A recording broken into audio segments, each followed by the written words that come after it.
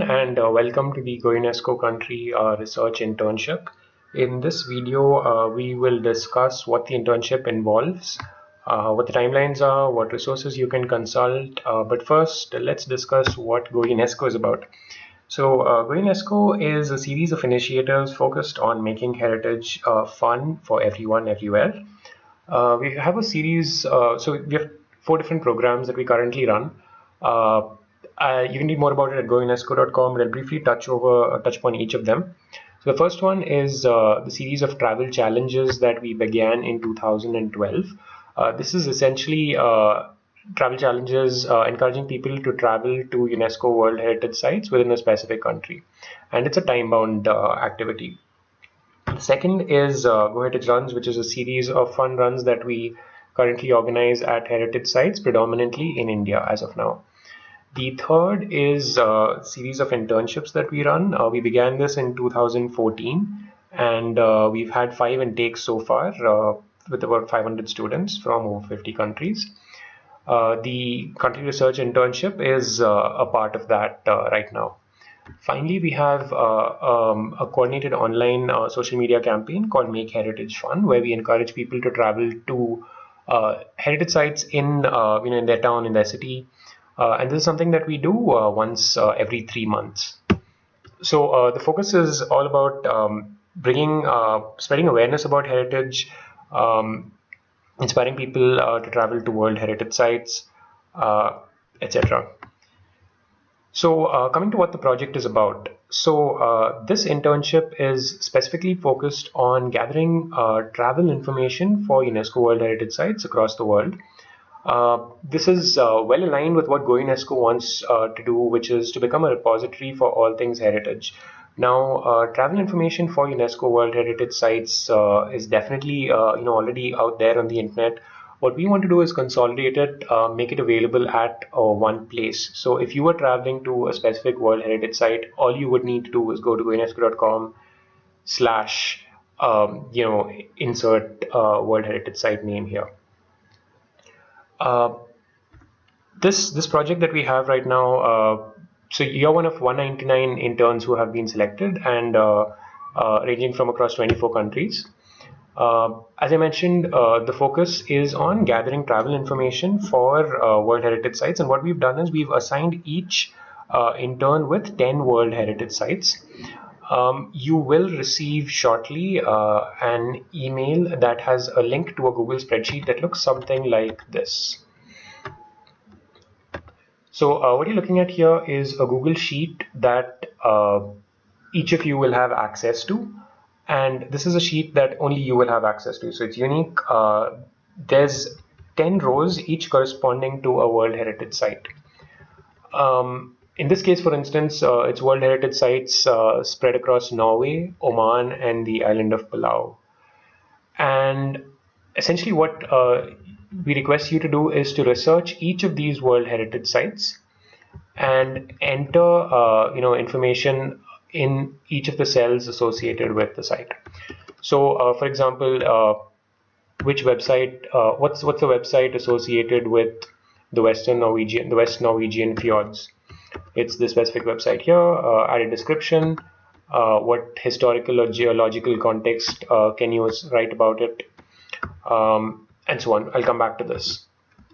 Essentially, the point I want to make here is that each of you have access to a unique Google Sheet that has 10 World Heritage Sites assigned to you, and your job is to research each of these World Heritage Sites and enter your findings into this sheet.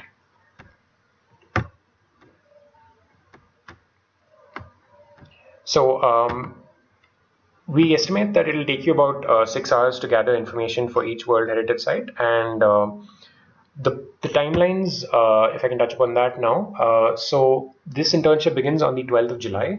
Over the next 5 weeks, we expect you to gather information for 10 World Heritage Sites, which works out to 2 World Heritage Sites each week.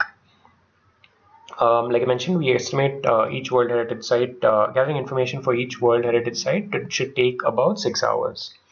So do plan to set aside 12 hours a week for the next 5 weeks to gather this information.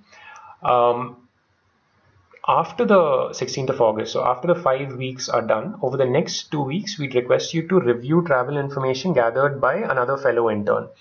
So just like we sent you this one sheet, we'll send you another sheet that has completed information about 10 World Heritage Sites. And after the 30th of August, the internship ends, and once we catalog the information that you gathered at the UNESCO World Heritage Site profile page, we'll list your name against that. We'll also ask if you're interested in being listed as a local heritage expert. So if there's a traveler visiting this place and he or she has information, has questions about the specific heritage site, he or she might reach out to you. So that's a short introduction to the timelines and what the project is about. The next set of slides talk specifically about the different data points that you will be gathering. So each World Heritage Site, the data points and travel information that we have listed is in 7 different sections. So there's an about section, there's what social media accounts does each World Heritage Site have, what travel planning information, what travel tips, what books, if any, are associated with the World Heritage Site, are there audio guides, are there mobile apps, and specific facilities available at the World Heritage Site. So we'll send the spreadsheet across to you, so I won't go into this in great detail. What I will touch upon is some FAQs. So how do you know which World Heritage Sites have been allocated to you? As I mentioned, you will receive a spreadsheet that is unique to you that will have the names of 10 World Heritage Sites. As you research each World Heritage Site, enter information into the corresponding row in the Google Sheet. There are instances where some World Heritage Sites will have each World Heritage Site is actually associated with a group of sites. So the example of the West Norwegian fjords is actually two. There are actually two separate fjords that are located 120 kilometers apart. So if you find that the World Heritage Site is associated with actually more than one physical, heritage sites, feel free to add another row. And to duplicate the data. Now, most of the data for this specific instance will actually be same, but for the fields the data points that do differ. So, for example, how would you get to the specific fjord? Put in separate information. What sources can you use to gather data? So, refer to country tourism board websites, refer to UNESCO World Heritage Site web pages, refer to region-specific travel forums. That's about it. So what kind of timelines? I touched upon this already. Aim to finish 2 World Heritage Sites, to gather data for 2 World Heritage Sites, to research about 2 World Heritage Sites each week. Ensure that your Google Sheet is updated by 11:59 p.m. GMT every Tuesday. This internship is beginning on the 12th of July, so aim to finish it by the 19th, 26th, the 2nd of August, the 9th of August, and the 16th of August. How does the review process work? So the internship is 7 weeks long. We'll spend the first 5 weeks gathering, researching information, gathering data about the World Heritage Sites, and the last 2 weeks reviewing another intern's research. What happens after the internship ends? I already touched upon this. I just highlight that it's very important that you gather high quality information. You get a certificate, your name appears on the World Heritage Site profile only if this is high quality information that is usable by heritage enthusiasts, usable by travelers across the world.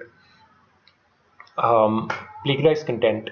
The majority of the data that you gather is going to be it's data points, it's research that you're doing independently. It does not involve a lot of writing, except for one section, the about section, where you're writing about 200 words, which we'd expect that you do not plagiarize. Make sure it's originally researched content.